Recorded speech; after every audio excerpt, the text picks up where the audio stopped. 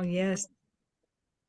Thanks very much. I really appreciate having the opportunity to join you tonight. It is, let's see, it is spring, winter in Ohio, and there were a couple days of summer when it got up to the 80s, and now it's back down in the 60s. So yeah, so we're having a typical time. But it's great to see you and to be with you this evening and talk about meditation. As you know, we're gradually and slowly working our way through Thrangu Rinpoche's book, A Guide to Shamatha and Vipashyana Meditation. And we're still talking about shamatha. And one of the things we talked about last time, because we're now, for those of you who have the paper book, we are on page 32, 33. And excuse me. And before we kind of get into that, let's see. Yeah, okay, right. The last time he talked about, he started his conversation, Thrangu started his conversation about, excuse me, the 8 consciousnesses. And so before we start, we should start with the motivation of listening to the teachings and reading the teachings and talking about the teachings, and make the aspiration that through doing this, we are of more benefit to sentient beings, and we help to, for lack of a better term, raise the level of consciousness of the entire world. May all beings benefit from our practice and study of Dharma. So thank you. Um, Now, he talked a little bit during the last part of our conversation. He was talking about meditating on an object, and one of the things he was talking about were the fact that we meditate with only one part of our active mind. If you remember, he talked about 8 consciousnesses. The first 5 are the sight, smell, taste, touch, hearing, and then the sixth is mental consciousness, the thinking mind that takes in the input from the senses and translates it into our experience of that object. And so he went to great extent, Thrangu Rinpoche went to great trouble to explain that these 6 consciousnesses, the 5 senses and the mental consciousness of thought and experience, he said they're called stable because they rely on stable inputs.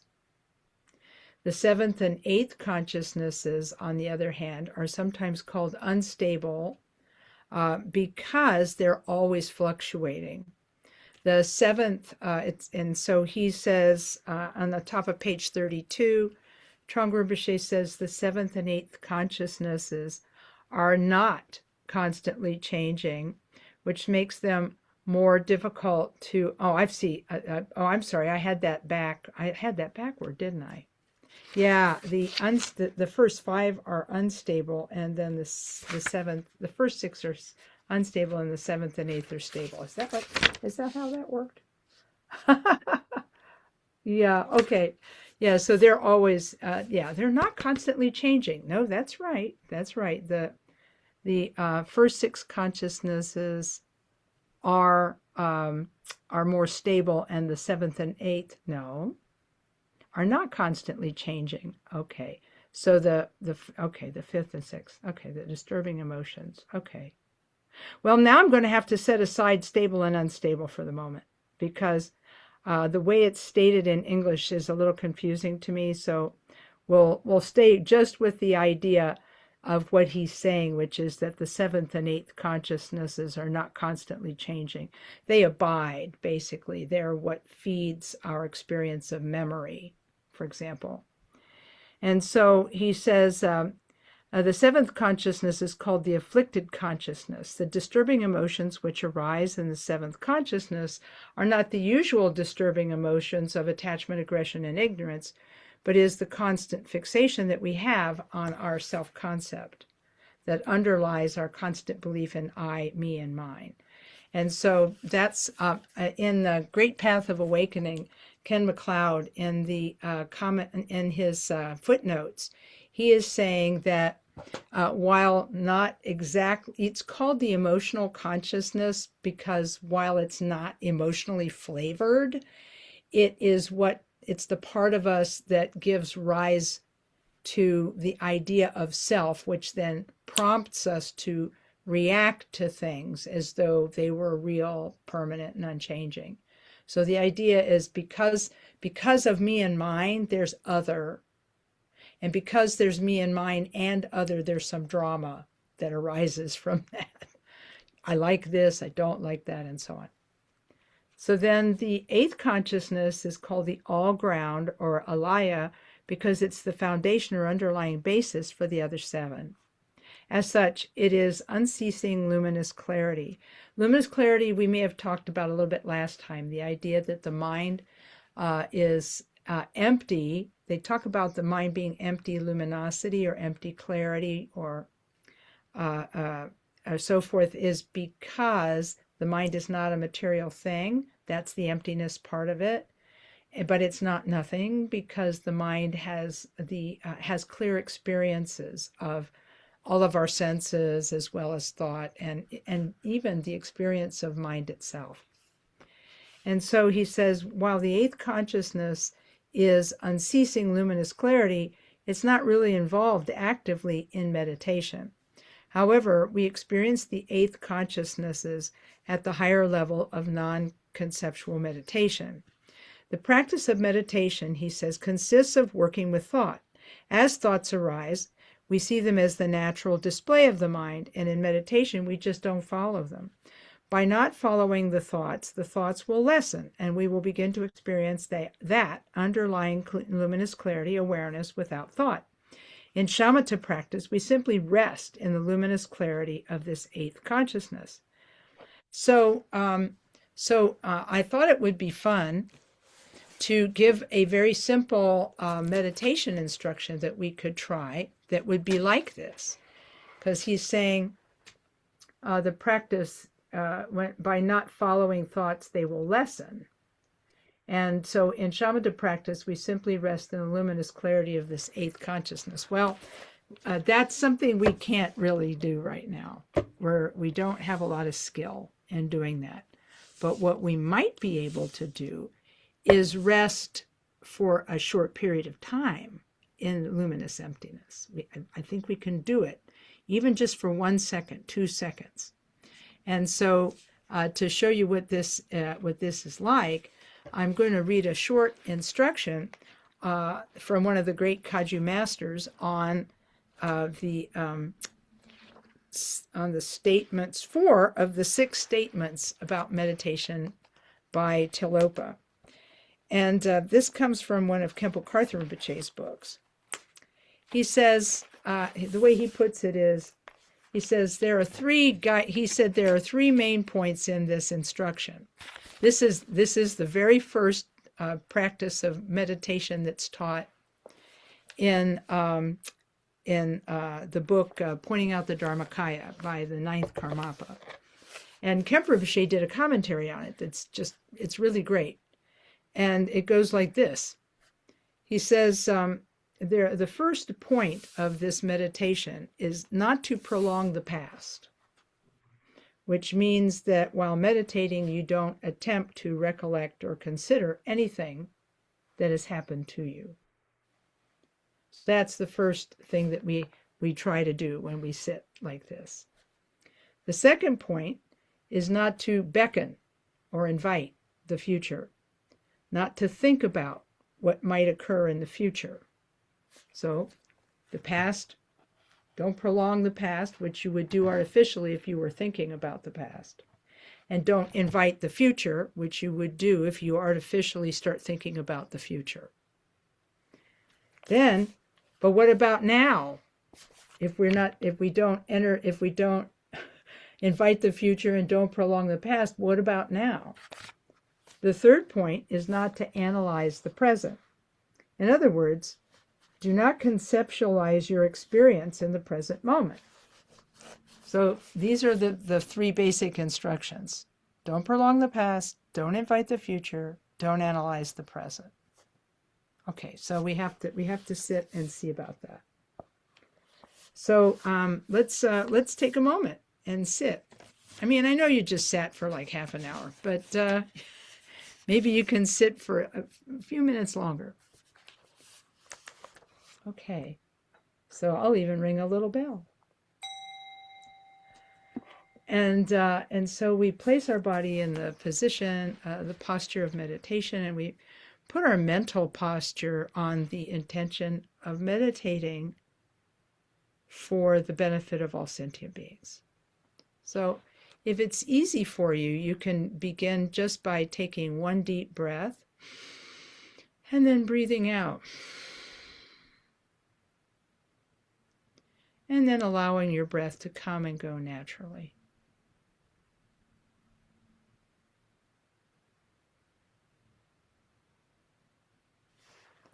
All right. So let's see about these three instructions. Don't prolong the past means not to think about the past. Don't invite the future means not to invite thoughts about the future. And not analyzing the present means that you do your best to not analyze what's going on right now.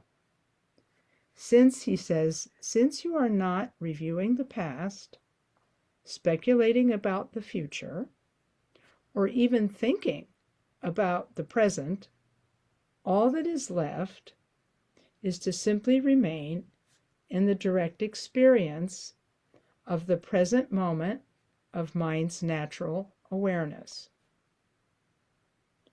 This is described as a state that is free of contrivance. There is no attempt to add or remove anything from your state of mind. You do not attempt to control or alter your state of mind other than simply resting in the present moment of lucid awareness. So we'll sit for just a moment and see if we can do that. Not prolonging the past, not inviting the future, not analyzing the present, but resting the mind in the present moment of its natural awareness.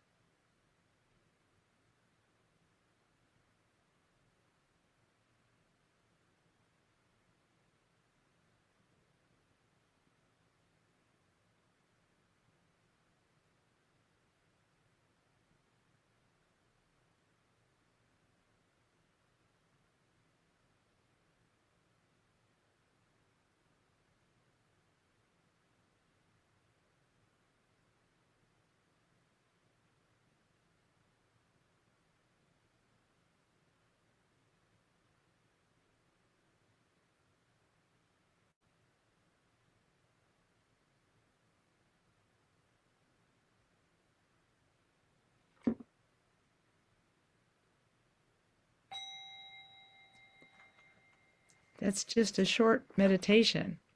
What do you guys think? What was that like? How was that?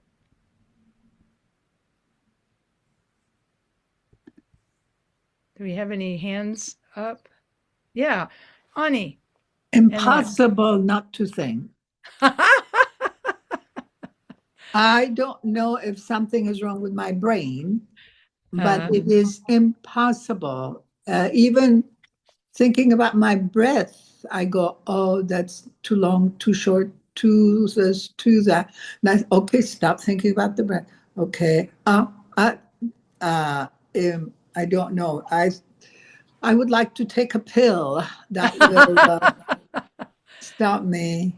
So Okay. that was my experience. Okay. That actually is not uncommon, and Rinpoche talks about that in the next paragraph. So that's legit. The cool thing is that you knew that was your experience, right? You were aware that that was your experience, right? Yeah, yes. Yeah. See, so as Mingyur Rinpoche would say, the good news about that is you're not lost. Okay. So we'll put that one on the shelf and come back to it in a minute, okay? Thanks for Thank that. you. Thanks for the Thank you. description. Okay, Mike, you had something to say. And no, oh, I thought you had your hand up. Sorry. Lisa. Just quickly. So the hardest part for me is the present, like noises, you know. Yeah, that's the hardest part. Like a car will drive by or something. Yeah, exactly. Yeah. Okay, cool. Noticing things, right? And so what happens when you notice it? I'm like, wait, I'm not supposed to notice that. Oh, I kind yeah. of Okay, I hear judge. you. Okay, Yeah. sure. Yeah. Okay, I get that. I know, right? Okay, cool. Okay, so I appreciate you sharing that. Anybody else have something they want to share from this? Lama Kathy. So I've been Yeah, thinking about this too when I do my morning meditation, and it's what happens with me is I have tetanitis. You know how you have that ringing in your ears? And so I'm always struggling with, do I keep thinking about this? Do I keep hearing this? And then how do I come back to the present? And then so it goes over and over. right. Exactly. See, and what I like about your responses is they're 100% honest. No, nobody's making anything up. This is 100% what you're really experiencing. And what's good about that is that it gives us some place to go now as we talk about the next step. So, and what Rinpoche says, he says, he says, um,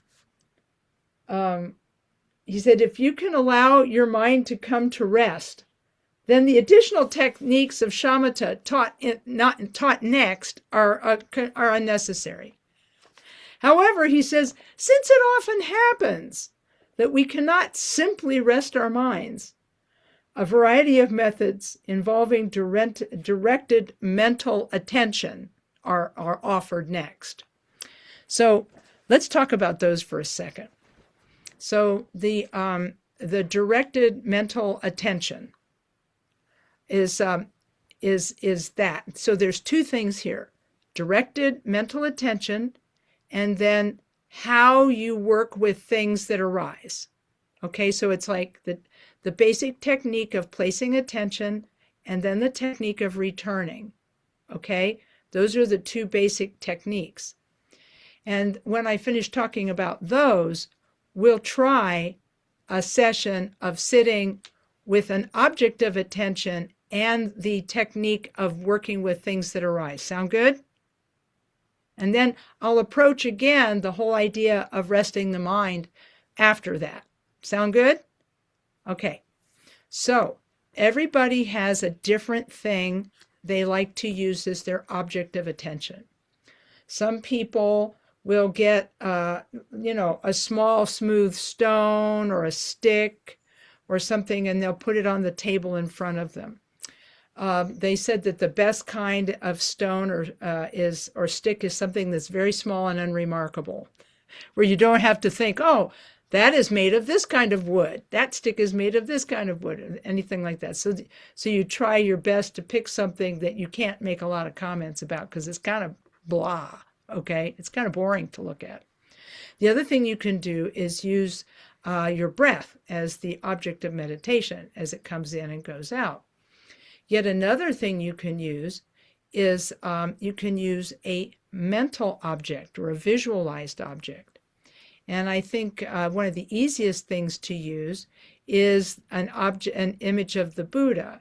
If you have a picture of the Buddha, you can put it on your table, or if you have a statue of the Buddha, you can put it on your table.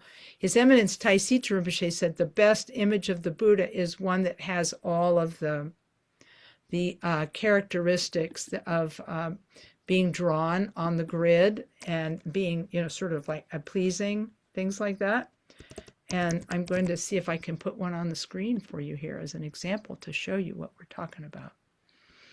Because this has helped a lot of my friends because they say that it is, okay, here we go. Okay, I know how to find this. They tell me that an object is a lot easier. Yeah, here it is. Yep, this is it. Okay, great. All right, so we're gonna. Oh, and I see there's something in chat. I'm sorry I missed that. I'll take that up here in a minute. Ta-da! Image of the Buddha.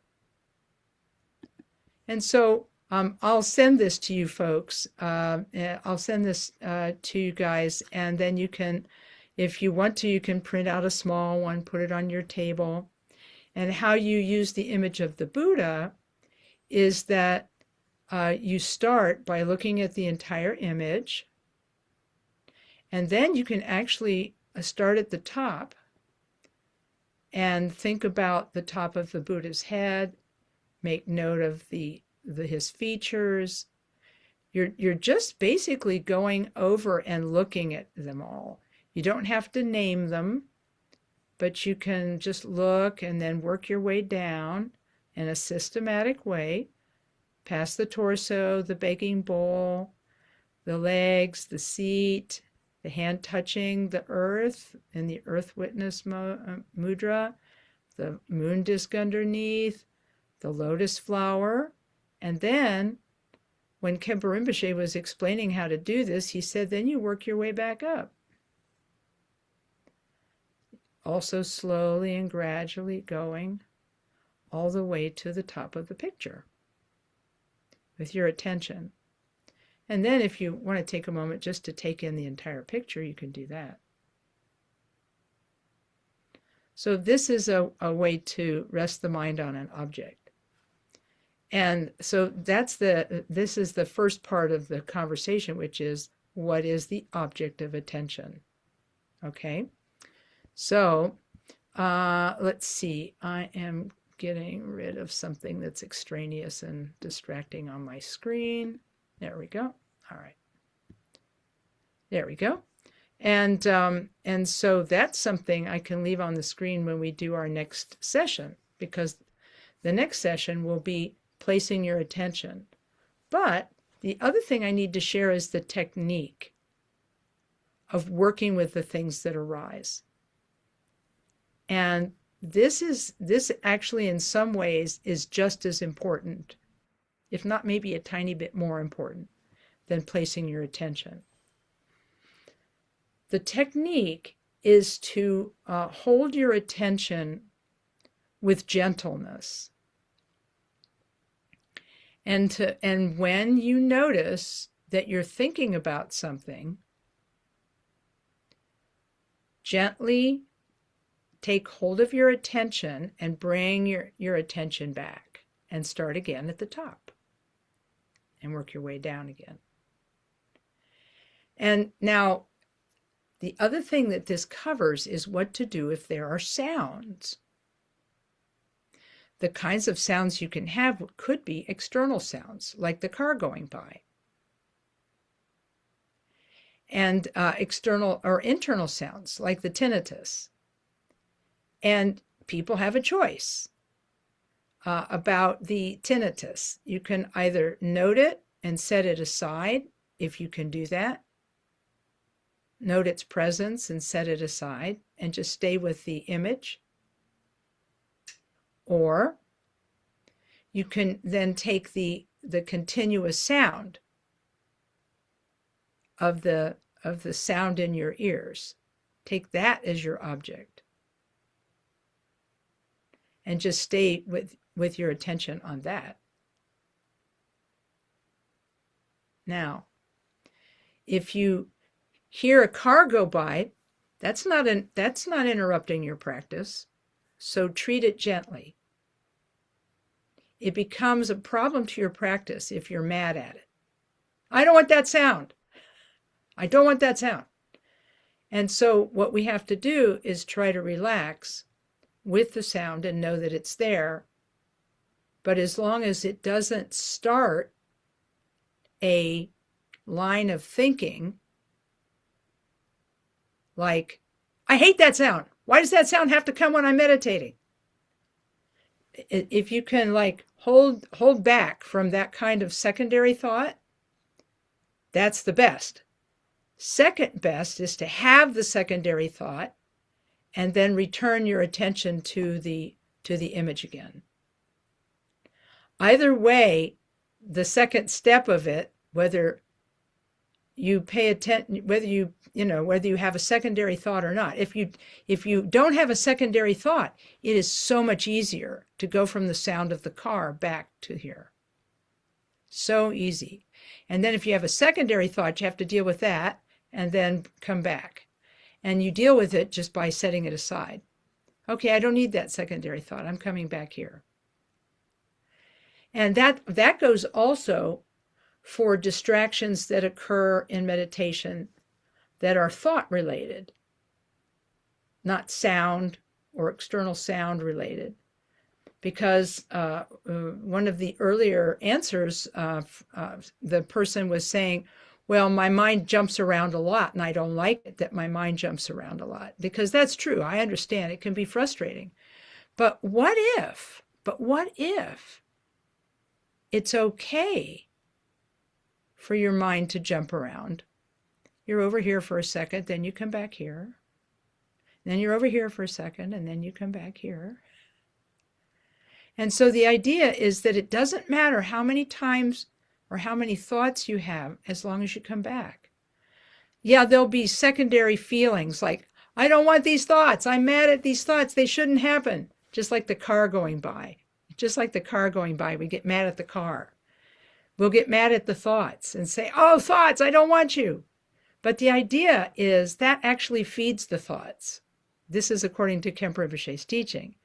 He said, if you're having thoughts, don't worry. He said, just keep coming back. And if you have frustration, that's the first level of thought to give up. Then the second level of thought to give up is the thought itself, and then come back. But some people, all they need to do is let go of that third level. Like, I'm mad at this thing, and then you can just come straight back. You don't have anything to deal with, because the minute you let go of being mad at it, it disappears too. And so I'm wondering if maybe gentleness could be a good adjunct or a good addition, applying gentleness and non-judgment. What do you think? To being present just with this experience. So let's try this. I'm just going to leave the picture on this, and if it's distracting you, then you can look away from it. But if it's helpful to look at it, you can look at it, and then try this, where you start at the top and work your way down to the lotus, and then you come back up again. Okay? So let's do that for just a short session. Again, placing the body in the posture of meditation, forming the intention that you're going to pursue the technique and be gentle and non-judgmental with yourself as you return and return and return and return over and over again. So let's do that.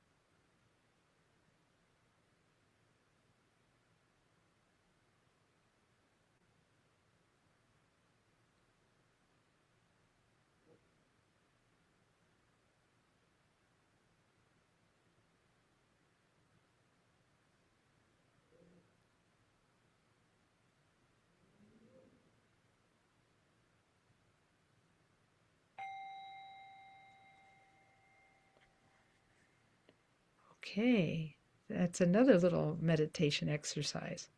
Now, how about that? What was that? How was that different? Better, worse?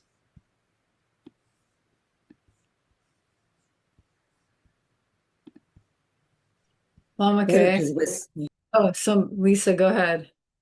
you go ahead. I was focusing, so I've done this before, where I've had an object like the Buddha, Mhm. or a Tara statue or whatever I have on my shrine. And but what happens to me is I'll just focus on maybe the hand, like the hand or Mhm. the feet.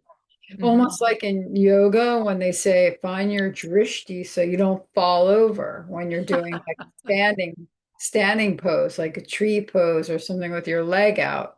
Uh-huh. And so my mind kind of just and my vision goes to one point and it helps me that way. Because if I go too much like this up and then Yeah, down, yeah. I get a Yeah. little bit thrown off. Okay, that's understandable. Kempo Karthar Rinpoche said sometimes people start with a dot on the wall. I get that. Okay. Yeah, cool. Other people have thoughts or reactions or comments? Yes, Ani. Well, uh, I guess I make an excuse by thinking, well, my mind is designed to think. That's how it was created. It was its purpose in life is to think. And when I look at Buddha's picture or any object, I start developing a story about it. Mm-hmm. How he got enlightened, how long Yeah. it took him to do that, and when will that happen to me? Will Yeah. it ever happen to me? And then, of course, I go back and then I say, this is not just a continuous story, but it interjects itself the minute I Mm-hmm. focus or my attention is Mm-hmm. on the object. Yeah. So Mm-hmm. very quickly it goes into a story. So, Mm-hmm. Mm-hmm. and I have not found a way not to do the story. Uh-huh. Well, then I think that you're going to have you're going to have a really interesting meditation when you meditate on the Buddha. So that sounds interesting. And you definitely can do that. That's not a problem. If, I don't see it as a problem. The idea is you come back to the story every time. Yeah. Yeah. See, there you go. So, but that might not be how you like to meditate. Maybe you like to meditate a different way. So if you like to meditate that way, that sounds okay. But I think it's okay because in the end, Thrangu Rinpoche addresses this later in the book when he gets to the mantra meditation part, which could be the right kind of thing for you because he's talking here about meditation that uses mantra in prayer. And it very well could be that an active style of meditation will be best for you, so that you can create a story that is very beneficial to you, rather than just being a story about the Buddha that makes you think about yourself in the end, like, will I ever get there? You know. So Yeah. because sometimes self doubt just keeps pushing in, you know, and so we have to kind of tell it to relax. Right? Because here we are, we're on the path of Dharma. It doesn't matter how long it takes, we're on the path of Dharma. And so on page 46, he talks about this. He says, in addition to meditation on, this mind's nature, he said we can do a practice called creation stage. This is the visualization of various deities, such as Chenrezig or Tara, or the medicine Buddha and deity practice. Sometimes we visualize these deities in front of ourselves to develop faith and devotion. And sometimes we visualize ourselves as actually being the deity. In the beginning, meditation on a deity may seem somewhat strange. Generating a clear form. Oh, okay, I see someone's ready to come in. A clear form, color, clothing, and implements may not seem may be not only difficult but basically pointless. But I have a feeling, Ani, that you would not agree with that. I don't think you would see it as pointless because it's a great story, right? It's a story of enlightenment, right? The story of Chenrezig and Tara and their enlightenment, Medicine Buddha and his enlightenment, and so on. And so, in fact, he says, visualizing deities and ourselves as deities is very useful. That is why Vajrayana practices have two phases: the creation stage in the beginning, in which is visualizing the deities, and the completion stage at the end, which is dissolving these deities into emptiness, and then resting in the nature of mind. 1 second, 2 seconds, 3 seconds, however long it naturally lasts after you've dissolved it all. Then it naturally lasts maybe 1 second, 2 seconds, like that. In general, the practice of shamatha simply consists simply of trying to keep our mind from being distracted. And this is very difficult. Okay, he says this at the top of page 47.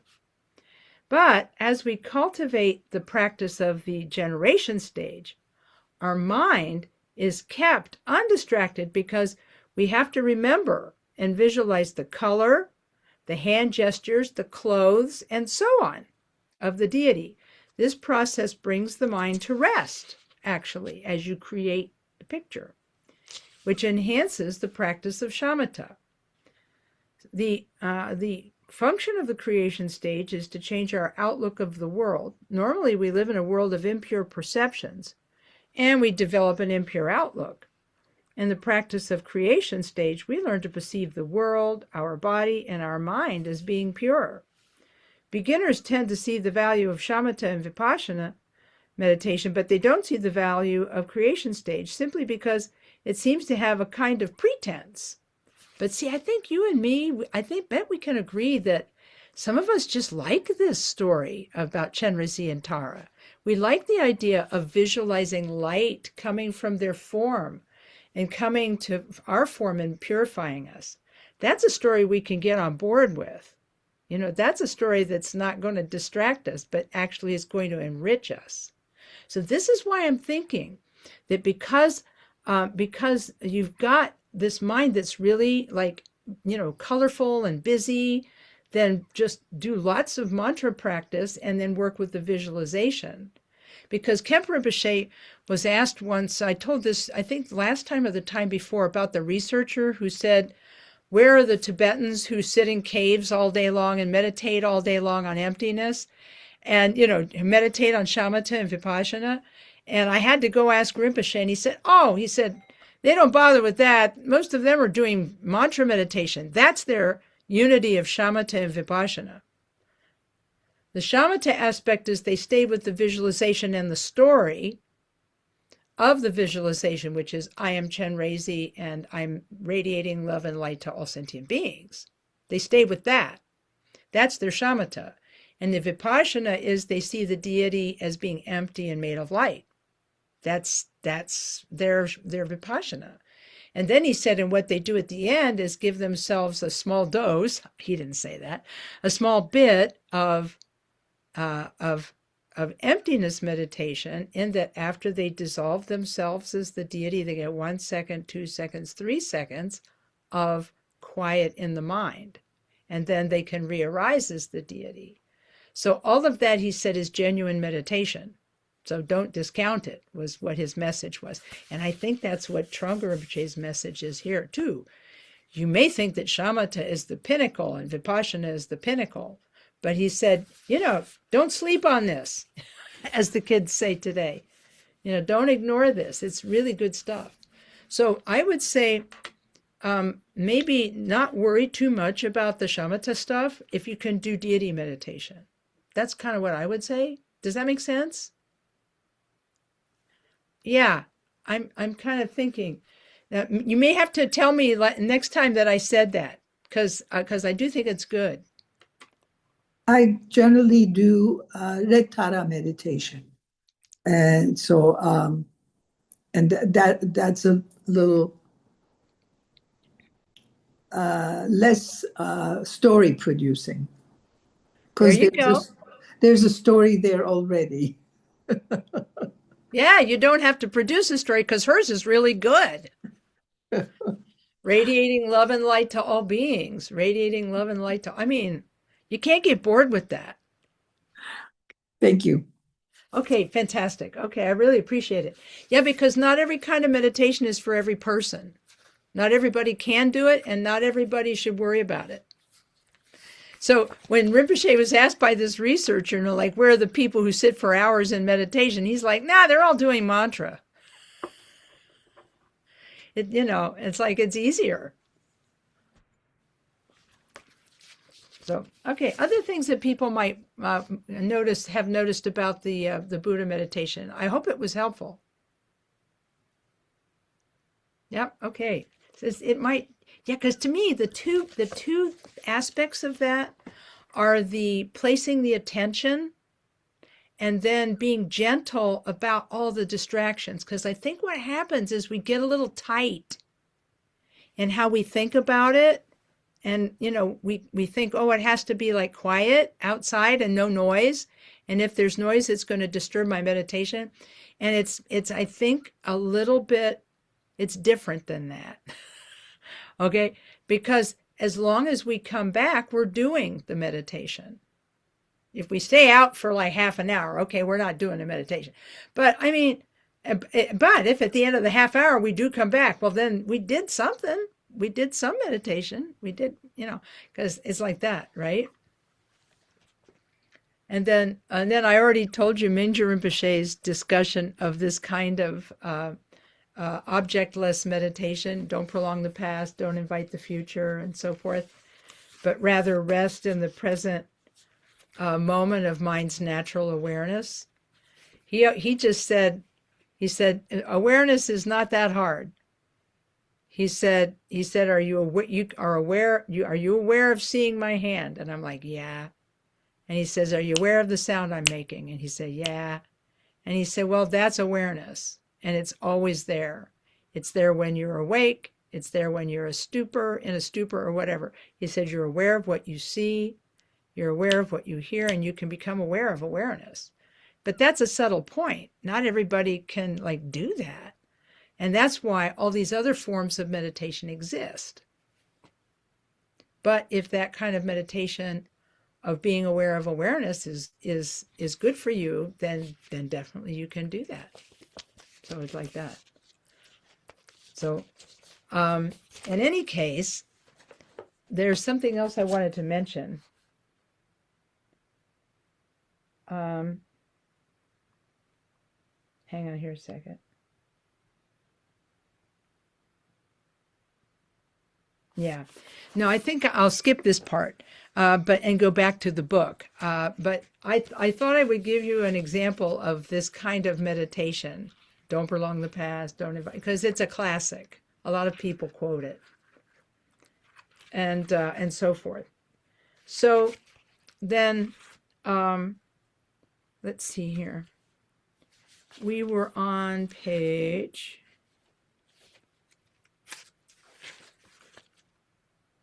Oh, yeah, we talked about meditating on the outer object, meditating on the breath. We talked about all that. And we were on page, on page 33.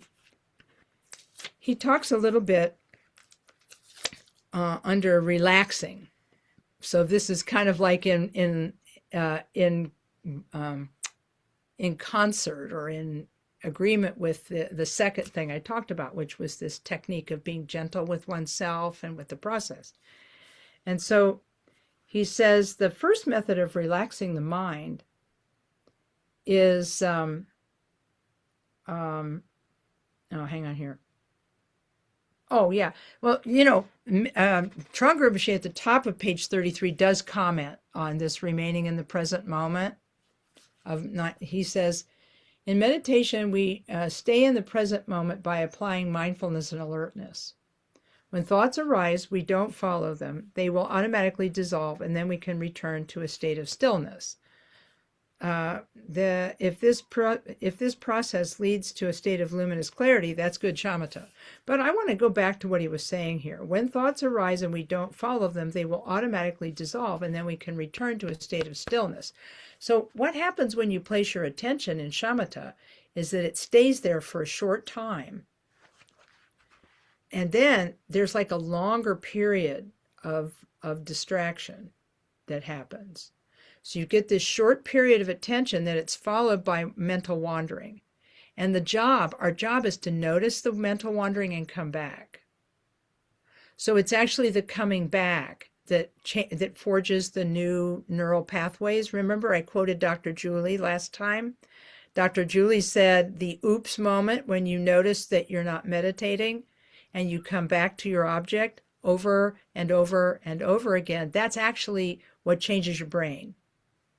The change that happens in your mind happens from coming back.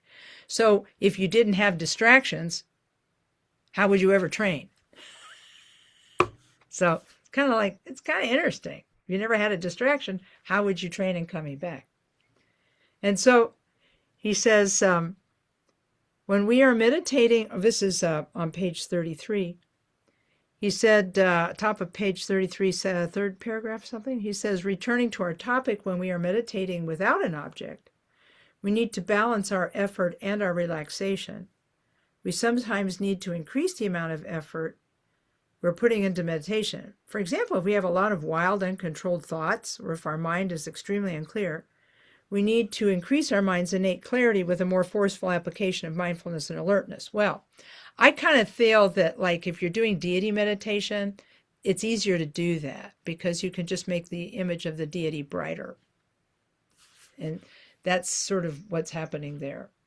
But we also have to remember that the most important thing that Rinpoche talked about, and we talked about this earlier, was, he says, what matters most is the way you rest your mind on your object.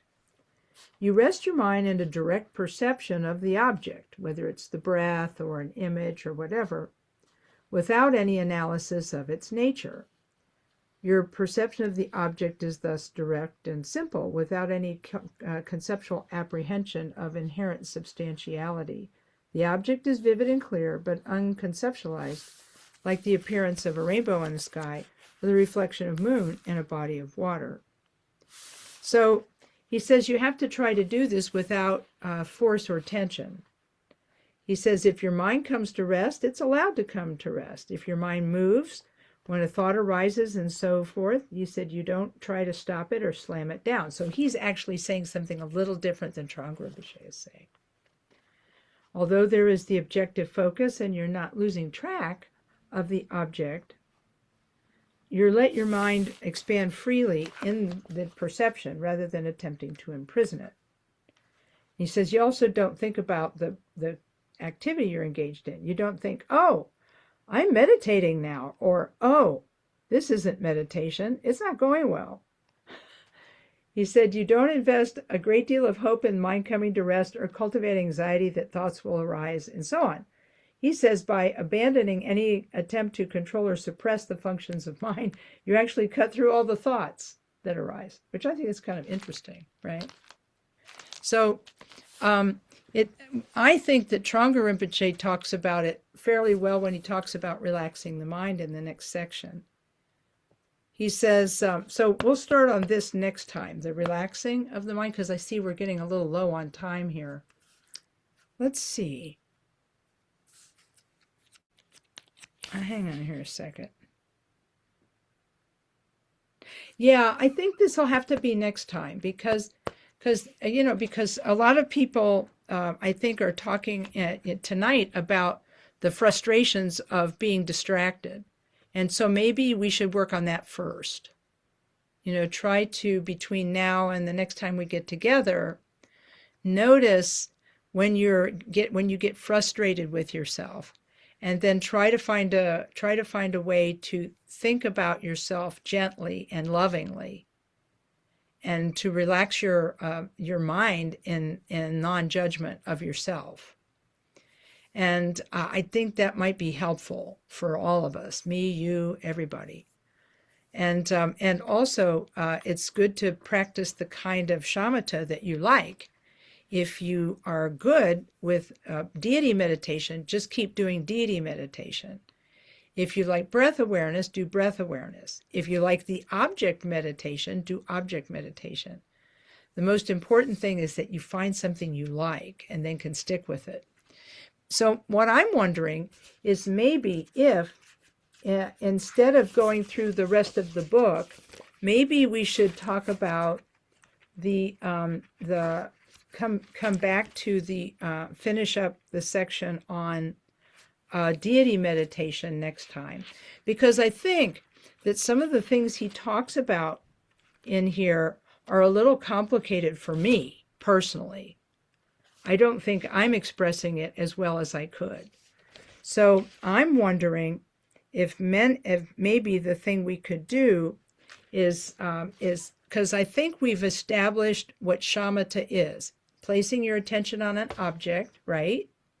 And then returning to the object when it wanders, right? That's the basic thing of shamatha. And vipassana is cultivating the capacity to rest the mind without an object. And that's not easy. It's nice to know that that kind of meditation exists, and it's good to try it from time to time. Don't prolong the past, don't invite the future, and so on, just resting the mind. And what Mingyur Rinpoche says about this is he says you can only do this for a short period of time. And then he says you have to go back to regular shamatha. And Khenpo Rinpoche says that later in the book I was reading from. He says you can only do that resting the mind without an object for short periods of time. So he says you can't do it for very long, so you should just let it be natural.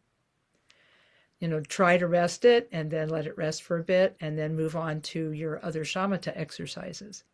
And so that would also mean that if a person is comfortable with deity visualization and practice, that's the kind of shamatha they need to cultivate, is deity practice shamatha. And I almost feel like the most important thing for us to cover and talk about is the relaxation aspect of it. I don't know what you guys think, but I'm kind of feeling that that Thrangu Rinpoche is covering this in a way that is not familiar to me, so I may not be expressing what he's trying to express as well as he does it. So maybe we could work next time on the relaxation aspect and then move into the next section of the book, which is about bringing obstacles onto the path. We can talk a little bit about the deity practice, finish up deity practice, and then talk about obstacles. What do you guys think? I'm getting some thumbs up. Mhm. Yeah, because this was the first time I tried to teach this book, and I think that there's things about the translation and things about the way things get stated that I can't connect to. So maybe it's better to teach the parts of it that I connect to,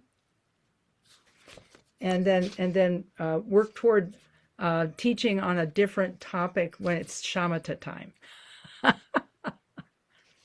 Khenpo Rinpoche's teachings on it in Excellent at the Beginning are fabulous, for example. So if that sounds okay to you, we can do. Okay, I got some thumbs up and I got some applause. Okay, so I'm going to write this down so I don't come back and think about and say, well, what was I talking about? You know, right? So what we're going to do here is we're going to start on page 33 and talk about the relaxation and how to relax in meditation. And then we'll go from 33 to the end of the section, 35. And then I'm going to skip some of the stuff about emptiness because I have a feeling it's just a little too hard for me. I have a little bit of trouble trying to teach it. So maybe we could do a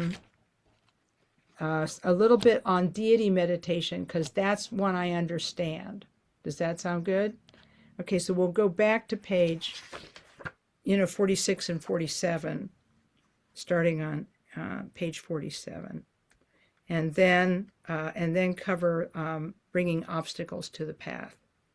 Because then he talks about the problems with the way we look at thoughts. How we get mad at thoughts. Does that sound like a plan, guys? Okay, terrific. So now we still got some time. Anybody else want to have something they'd like to ask about or discuss? Oh, I have a quick question. So Yes. are some people just more naturally thinking more than others? Is that like just a random? Yeah. Okay. It's a random difference. Yeah. And what I found, because it's really weird to think about this, but this week is like the 30th anniversary of my graduation from 3-year retreat. So I've been a Lama for 30 years. How did that happen? I mean, how did that happen? Anyway, and so what I have found in that time is that everybody's really different. Everybody's really different. And how their mind works. And now that people have been exposed so much to the internet and to social media, I think that thinking is becoming more and more, having a long stream of thoughts is becoming more and more the experience of a lot of people when they try to sit. And so when we are so stimulated as we are intellectually and emotionally by the internet and by social media and the apps on our phone and stuff like that, and by the phones themselves, right? I think that it really changes how people are thinking. I think it changes it. And I think that it's interesting for me to talk to folks who are making a practice of unplugging for like a few hours a day. And I think that this is kind of a healthy development. And I like the idea of having restricted time, when you're not doing it, just to see if it makes a difference. But yeah, I think there's some people who their minds are just really quick. Right? They're very intelligent. It's usually people who are very, very smart, very intelligent. They just have so many thoughts that they feel it sort of feels hopeless, to try to meditate. But this is why I think these other forms of meditation, like compassion meditation and deity meditation, I think they exist for the purpose of bringing people to rest on an object of virtue, because the deity is definitely an object of virtue. So That's so true. Yeah. The intelligent, because my brother, it has a mind that's always going, and he's a genius, but it's always going. He can't get that. Yeah, it feels so bad for him. I know. Well, what's interesting is some people their mind will quiet down when they're physically active. Yeah, that's him. Mm-hmm. See, and so he just has to do that. He just has to do that. But there should be some time, like I'm wondering sometime if maybe just sitting and looking at the water for a few minutes every day. Mm-hmm.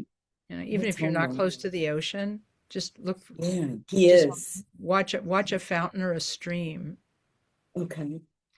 And just practice that for like 5 minutes a day. Just looking at the ocean, and then when you think of things about the ocean, just return to the vastness of the ocean. See, just tell him just to try to gear back for a second. But if he can't, he can't. And I think it's wrong for people to try to force themselves to do stuff. It's just because it's too hard. I think being engaged in the arts is a wonderful way to stop thinking. I used to be a potter, and that was the most meditative times, actually. And as well as singing. Love that too. Yes, It's and true. physical as swimming or Yeah. running, yeah, physical exercise, sure way of stopping the stories. Yeah, like Uh, yoga and Tai personally, Chi, you know. yeah, Tai Chi. Well, with Tai Chi, I still find that, okay, am I relaxed enough? Oh, My yeah, yeah, yeah. shoulders down and all I this. get it. I get It it. takes a while, but yes, Swimming is it's better true. then. Oh yes, no, no, it's still okay, but there are a lot of bits and pieces in Tai Chi. Doing a Qigong is a little bit less intellectual, less There you go. mindful, not mindful, but less thought. Yeah, Uh, less yeah. engagement. Yeah. Mm. Yeah, I get what you're saying. I really appreciate. I love it that everybody's contributing. Yeah, it's good to hear from you guys. Because this is what do they say where the rubber meets the road, sort of the reality of stuff. Yeah. Um and I should tell you, let's see. Yeah, I think the last time I talked about my trip to India, and that was pretty cool. But there's going to be a program on. Did I tell you the program on Mahamudra at KTD in September? Um, there's going to be a Lama coming from Asia. His name is Drupon. I think it's Drupon. Kempo. Um, Kempo Lodro Namgyal. And I forget which monastery he's from, but they invited him to come to KTD to teach a Mahamudra text, so everybody can get like a Mahamudra reading transmission, so they can have a connection to Mahamudra practice, even if it's not in this life, in a future life, right? And so that'll be a Labor Day weekend. So that's September 5. Oh yeah, it's going to be is that Labor Day? Yeah, it is. So it's like 5, I think it's 5 through 9. It's like 4 days. So anyway, so that's going to happen, and it'll be in the save the dates. Excuse me, it'll be in the save the dates section of the KTD newsletter. It said tentative, but he got his visa this week. So it's something. Hopefully they'll have it be able to record it too or have people go online maybe. Oh, I hope so. I Yeah. hope I hope there'll be a Zoom option. Wouldn't that be good? Yeah. I'll talk to them about that and see if they plan to do one. Okay, cool. Yeah. So well, because of time, I guess we have to stop here for today. I appreciate you guys, contributing and being contributing to the discussion about shamatha. And I think I figured out a way to finish up the parts of the book that I can connect to, and I can talk from those. So we'll start that next time. Okay, so that will be in June. Yes, yes, June 18th. Okay, big day. We at the moment our classes are on the same night as Lama Karma is doing his Amrita Eloquence class, and he's covering the entire life of Khenpo Karthar Rinpoche, and this one is when you can join on Zoom, and if you register you can watch the videos later. Just letting you know. It's pretty cool. Mama Kay, is that on Wednesday, every Wednesday? Or what is that class? Oh, the Amrita of Eloquence. Yeah. Yeah, that's third Thursdays at 7 p.m. Eastern. Oh, it's third Thursday. Okay, got it. Third Thursday at 7 p.m. Eastern. Okay. And so Lama Karma teaches from this book once a month. It's part of an effort um, that we are doing to create a to create interest in Khenpo Karthar Rinpoche's life. Let me show you something if I can find it. Let's see. It will be here. Okay, yeah. I'm going to give you a preview. Nobody's seen this yet, by the way. Yep, there it is. Okay. Just for fun.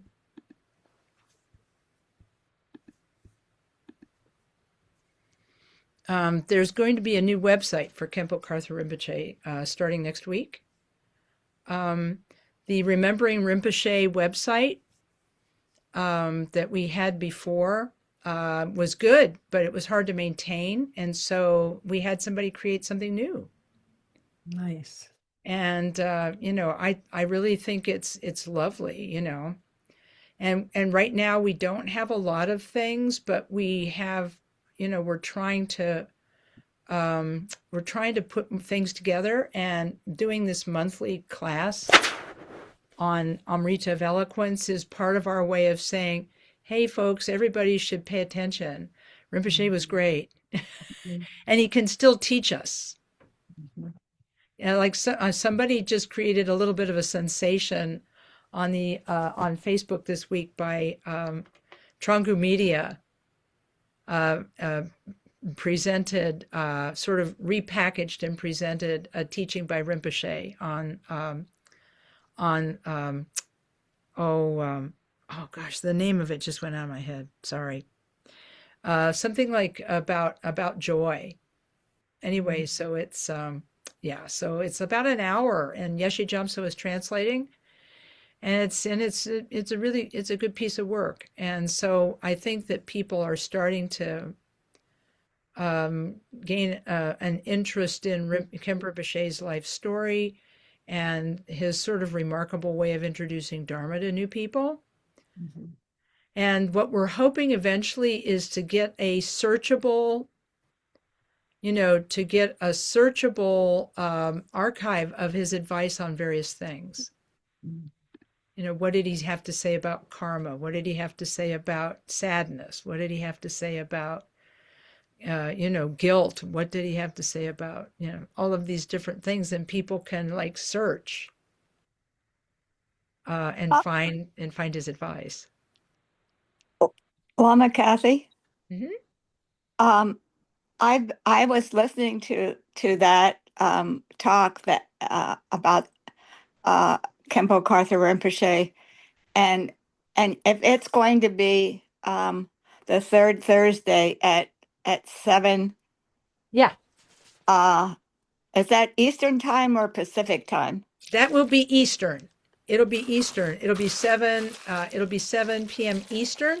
But if you sign up for the class, they have a free option. You don't have to pay. But if you want to make a donation, you can. But once you sign up for the class, you can. There's a class page, and you can watch all the videos. Okay, that's good because if Yeah. it was Pacific time, that would be the same time that you're talking, and then I would miss you. But I guess for me, it would be 1 o'clock, so I could Yeah. still do both. Okay, thank you. I'm very relieved. Yeah, it's really, you can go back and watch them. I had to do one. I had to substitute for Lama Karma. I'm holding you over. I'm sorry.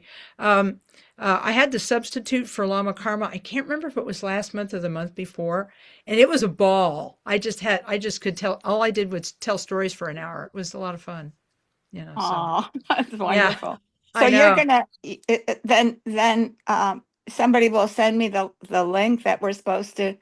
Oh, the registration link. Hey, I Oh, can do that for you. I can do that for you right now. Hey, why not? okay. Hey, we're like on the internet and we're like live. So yeah, let's do this. Let's go. If you guys are on WhatsApp, Oh, if you guys are on WhatsApp, there is a KTD Dharma Friends Oh. WhatsApp group that you can join, and I will put that on in your chat here. Stand oh. by, and then Well, you can somebody join. Mm-hmm. Well, somebody send me that because I don't always get the chat in my Oh, phone. sure. Yeah, can you guys do that? Yeah, I'll send it to you, Maya. I'll send it. Great. Thank you so much, Jody. Okay, first things first. The first thing was this is the sign up. I just texted the sign up for the Amrita of Eloquence class, and that's where you can get all of the previous, previous things. And then they have a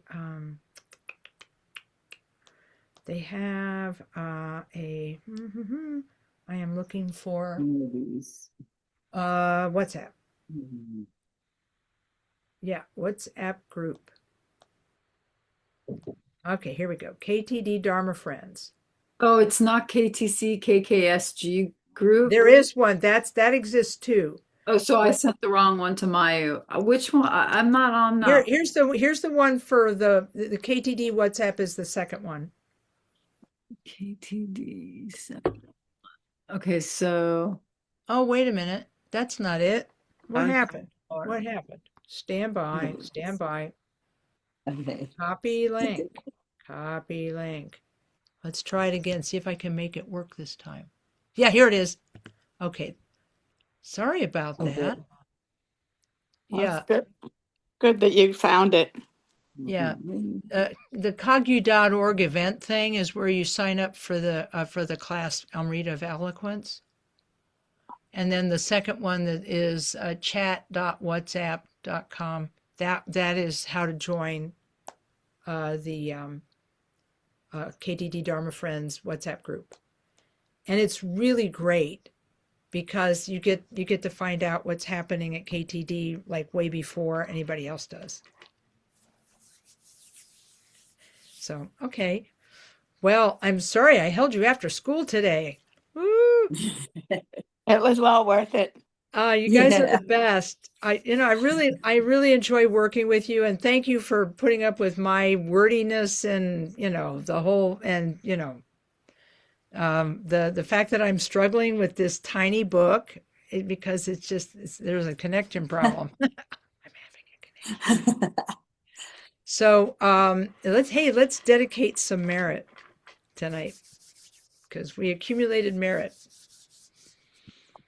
We dedicate this session to all suffering beings. May all beings everywhere in the world who are suffering be free from suffering, and may they come to goodness and Buddhahood. So here's the short prayer. Through this merit, may all achieve the omniscience of Buddhahood. May it defeat our common enemy, wrongdoing. From the stormy waves of birth, old age, sickness, and death, from the ocean of samsara, may we free all beings. May we free all beings. May we free all beings. Thanks, friends. Thank you, Lama Kathy. Take good care of Thank yourselves. you, I'll Lama see you Kathy. next month. Thank you. Thank you. Om everybody. Mani Padme Hum. See you next month. Bye. Thank you, Jody. Mahalo.